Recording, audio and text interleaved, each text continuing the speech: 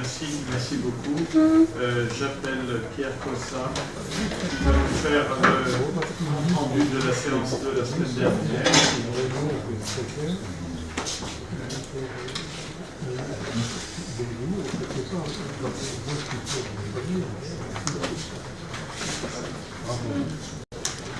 Bien, la séance de mercredi dernier a été consacrée aux innovations techniques, conceptuelles et organisationnelles en urologie. Elle s'est déroulée sous la modération de Sébastien Crozet. La première communication de Pascal Richman concernait IFU et cancer de la prostate du concept au financement. La destruction thermique de tissus par des ultrasons focalisés de haute densité pour le traitement du cancer localisé de la prostate est en cours d'évaluation. Elle concerne dans la classification actuelle les patients à risque faible élevé et à risque intermédiaire favorable. Le grand avantage de ce traitement, c'est la préservation de la fonction érectile, mais il est également utilisé en cas de rattrapage après radiothérapie. Ce traitement fait actuellement l'objet d'un financement dérogatoire, forfait innovation, qui est couplé à une étude prospective qui compare IFU et prostatectomie totale. C'est l'étude IFI. Question de Xavier Martin. Depuis l'adoption de la CCM, un certain nombre d'actes utilisant de nouvelles technologies ne sont plus recensés, car non encore tarifés. C'est le cas du traitement IFU, qui est en attente des résultats de l'étude IFI. C'est également le cas de la chirurgie robotique, qui sera évoquée en fin de séance. Richard Millet se demande si le traitement IFU avec la nouvelle machine pourrait être réalisé avec la nouvelle machine robotisée Focal One. La réponse est non. Pourrait être réalisé par un technicien qui diminuerait les coûts. La réponse est non. Et François Richard souligne que le concept du traitement local du cancer de la prostate fait changer la conceptualisation du dépistage de cette pathologie, qui est encore objet de polémique. D'autres questions encore. Jean-Michel Dubernard rappelle le rôle très important de l'Association française d'urologie dans la mise en place du forfait innovation. Pour Jacques Bellitti, le forfait innovation a été difficile à mettre en place au début, ce qui fut le cas pour cette étude IFI, mais maintenant bien rodée. La vraie problématique, c'est l'absence de réévaluation du protocole en cours d'étude, et cette opinion est partagée par Albert-Claude Benamou. Deuxième communication de Jean-Romain Gauthier, innovation dans le traitement de la lithiase urétérale. Le traitement de la lithiase a considérablement évolué durant ces 35 dernières années, passant de la chirurgie ouverte invasive et à des techniques extracorporelles, c'est la lithotricie, percutanée et endoscopique. L'urétéroscopie souple a actuellement le vent en poupe devant les techniques percutanées et la lithotricie. Elle a un coût important qui lui aussi n'est pas bien couvert par les tarifs des GHS, puisque ceux-ci n'ont pas été réévalués par rapport à l'urétéroscopie rigide. Et Jean-Romain Gauthier regrette le fait que les industriels aient délaissé pour l'instant la recherche et le développement sur la lithotricie au profit de l'endoscopie. François Rousselot fait la troisième communication sur l'innovation organisationnelle et le partage des gros matériels. Il met en avant l'importance de la mise à disposition partagée des matériels pour des traitements programmés tels que la lithotricie, puis maintenant pour les lasers, dans le traitement de l'adénome de la prostate et la destruction des lithiases.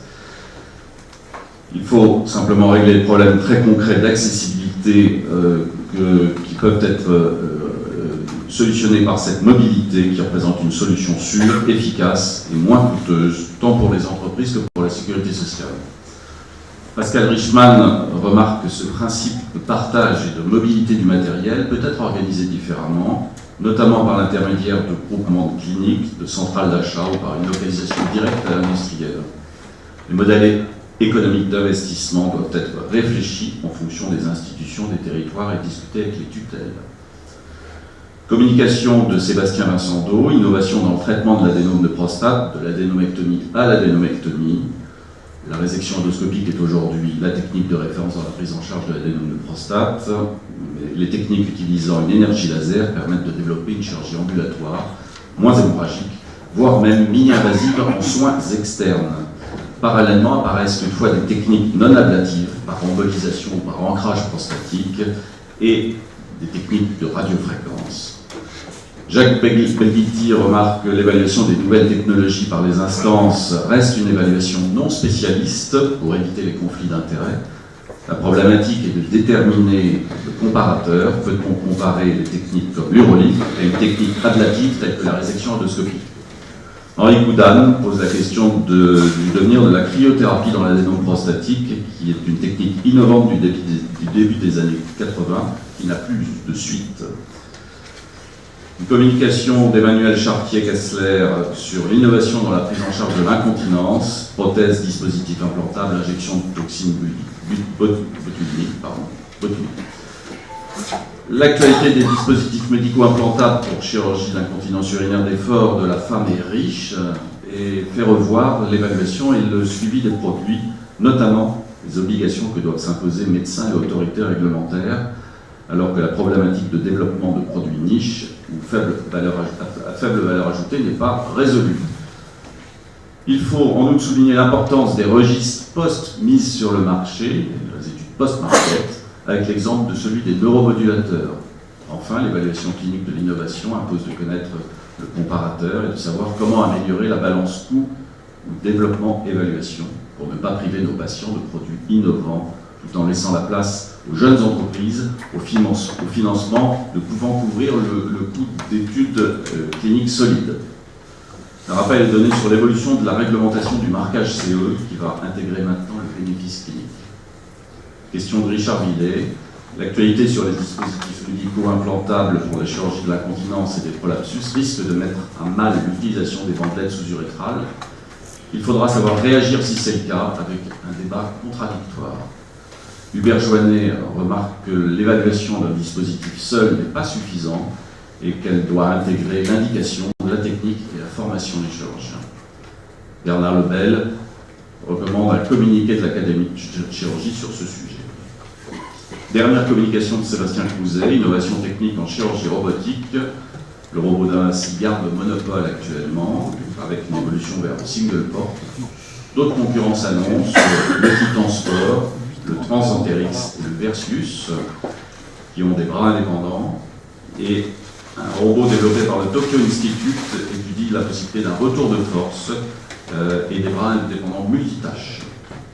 Daniel Oisance remarque que l'absence de concurrents réels au robot d'Avinci est liée à la puissance financière et aux problèmes de compétition industrielle. Il souligne l'importance des registres, avec pour exemple celui des EIG, des événements indésirables graves, et de la chirurgie robotique aux USA. Jacques Belguidi regrette qu'il n'y ait pas eu de registre mis en place au moment de l'arrivée des robots. L'idéal serait de lier le remboursement d'une technique ou d'un acte au remplissage de ces registres. Je vous remercie. Merci beaucoup pour ce compte rendu détaillé. Est-ce qu'il y a des observations? Est-ce qu'on peut considérer que le compte rendu est adopté?